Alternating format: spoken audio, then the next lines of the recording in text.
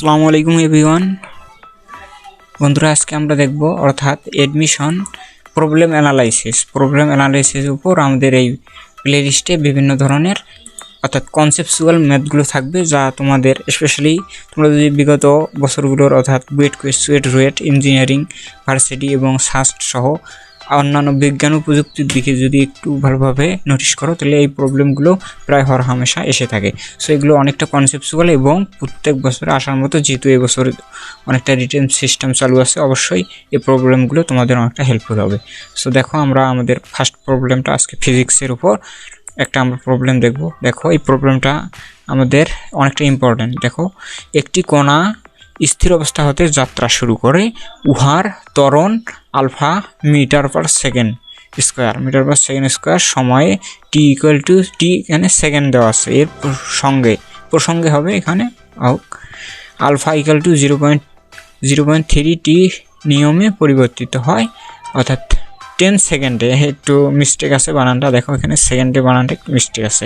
10 সেকেন্ডে কণাটি কত দূরত্ব অতিক্রম করবে, অর্থাৎ একটা কণার আমাদের ত্বরণের মান দেওয়া আছে, অর্থাৎ ত্বরণটা কি মিটার পার সেকেন্ড এবং সময়টা অর্থাৎ সেকেন্ডে আছে এবং এই ত্বরণের মানটা দেওয়া আছে 0.3 টি।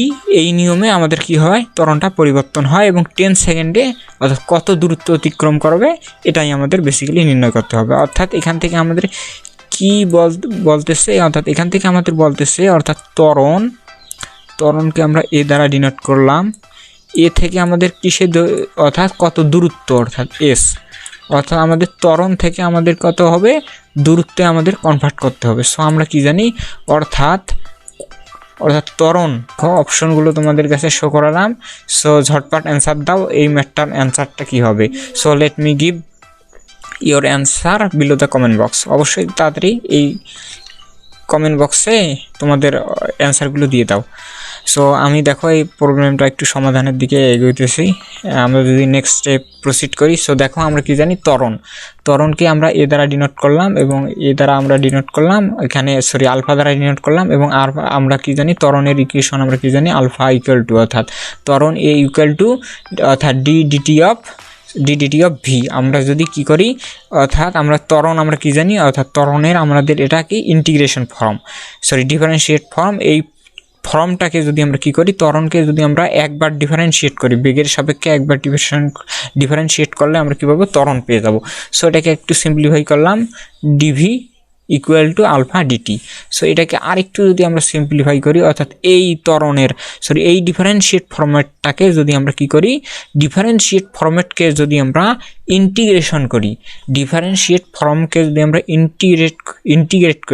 ইন্টিগ্রেশন করি, তাহলে আমাদের কি পাবো আমরা, অর্থাৎ ত্বরণ থেকে আমরা কি পেয়ে যাব, বেগ ইজিলি পেয়ে যাব। যেহেতু আমাদের মেইন টার্গেট ত্বরণ থেকে সরণের দিকে অগ্রসর হওয়া, প্রসিড করা, দ্যাটস ওয়াই আমাদের কি করব, আমরা এই ডিফারেন্সিয়েট ফর্মটাকে আমরা ইন্টিগ্রেশন করব দুইবার। কয়বার করব, দুইবার। সো আমরা উভয় পক্ষকে যদি আমরা ডিফারেন্সিয়েট করি, সো দেখো যদি এই ম্যাথটাকে একটু ডিফারেন্সিয়েট করি, অর্থাৎ এই উভয় অংশে যদি আমরা ডিফারেন্সিয়েট করলাম, এখানে ডিফারেন্সিয়েট করলাম, এই অংশে একটা ডিফারেন্সিয়েট করলাম। সো এখানে ইন্টিগ্রেশন ডিভি যদি কি আমরা ডিফারেন্সিয়েট করি, তাহলে আমাদের মানটা কত হবে, ভি আসবে, অর্থাৎ আমাদের মানটা কত আসবে, দেখো ভি এসে যাবে। এবং আলফার মানটা আমরা সরাসরি বসে দিলাম, ইন্টিগ্রেশন আলফা ডিটি, এবং আলফার মানটা তো আমাদের দেওয়াই আছে, দেখো 0.3 টি। সো আমরা 3 টি বসে দিলাম এবং এই অংশটাকে, অর্থাৎ আমরা যদি এই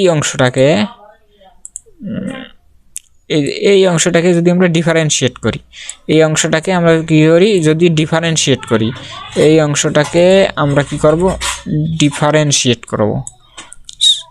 এই অংশটাকে যদি আমরা একটু ডিফারেন্সিয়েট করি, অর্থাৎ আমরা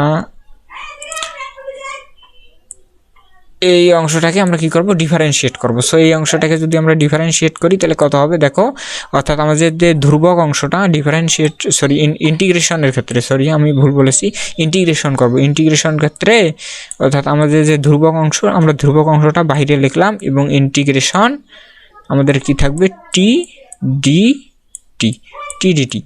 সো আমরা কি জানি, অর্থাৎ কোনো একটা সংখ্যা কোনো একটা চলককে যদি আমরা ডিফারেন্সিয়েট করি, ইন্টিগ্রেশন করি, আমি বারবার ডিফারেন্সিয়েট বলতেছি একটু।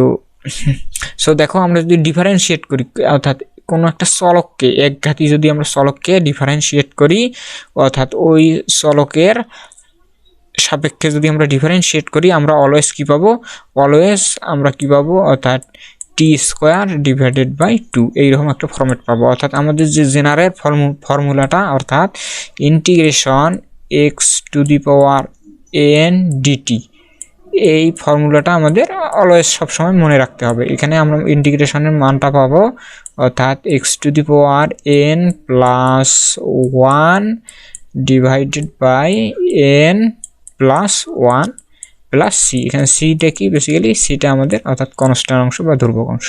সো হোপফুলি এই সূত্রটা আমাদের সবারই জানা আছে।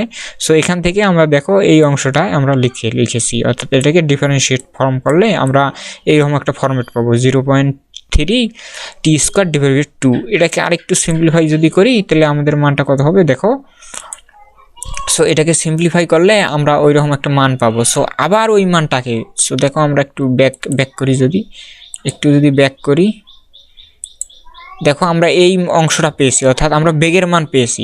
এখন যদি আমরা কি করি, এই বেগ অংশটাকে, অর্থাৎ আমরা কি করেছি, বেগের মানটা পেয়েছি। যেহেতু আমাদের মেইন টার্গেট কি, অর্থাৎ ত্বরণ এ থেকে আমাদের সরণের দিকে প্রসিড করা, সরণের দিকে যেহেতু আমরা প্রসিড করবো, দ্যাটস ওয়াই আমাদের কি করতে হবে, আমরা ত্বরণকে একবার যদি আমরা কি করি, ডিফারেন্সিয়েট করি, ইন্টিগ্রেশন করি, ত্বরণকে একবার ইন্টিগ্রেশন করলে আমরা কি পেয়ে যাব, ত্বরণকে একবার ইন্টিগ্রেশন করলে আমরা পেয়ে যাব বেগ। আবার এই বেগটাকে যদি আরেকবার ইন্টিগ্রেশন করি তাহলে আমরা কি পাবো, সরণ পেয়ে যাব। সো আমরা একবার ডিফারেন্সিয়েট করছি, দেখো এই ত্বরণটাকে একবার ডিফারেন্সিয়েশনের ফলটা আমরা কি পেয়েছি, এই যে এই অংশটা পেয়েছি। ত্বরণের একবার ডিফারেন্সিয়েশন করলে এই ফর্মুলাটা আমরা পেয়েছি। এবং এইটাকে যদি আমরা আরেকবার ডিফারেন্সিয়েট করি, ইন্টিগ্রেশন করি, আমি বারবার ভুল বলতেছি, দেখো আমরা নেক্সটে যাই। এই যে ওই অংশটাকে আমরা যে অংশটা পেয়েছি, অর্থাৎ V equal to 0.3 T square divided 2, এই অংশটাকে যদি আবার ইন্টিগ্রেশন করি, অর্থাৎ আবার যদি আমরা ইন্টিগ্রেশন করি, সো দেখো এই অংশটাকে যদি আমরা আবার ইন্টিগ্রেশন করি, এই অংশটাকে আবার আমরা ইন্টিগ্রেশন করব। আমরা বেগকে, আমরা কি জানি, বেগের ডিফারেন্সিয়েশন ফর্মটা কি হবে, ডিডিটি অফ এস। এখানকে একটু সিম্পলিফাই করলাম, ds equal to v dt. এটাকে যদি আমরা উভয় পক্ষে কি করি, উভয় পক্ষে যদি আমরা ইন্টিগ্রেশন করি তাহলে আমরা সরণটা পেয়ে যাব।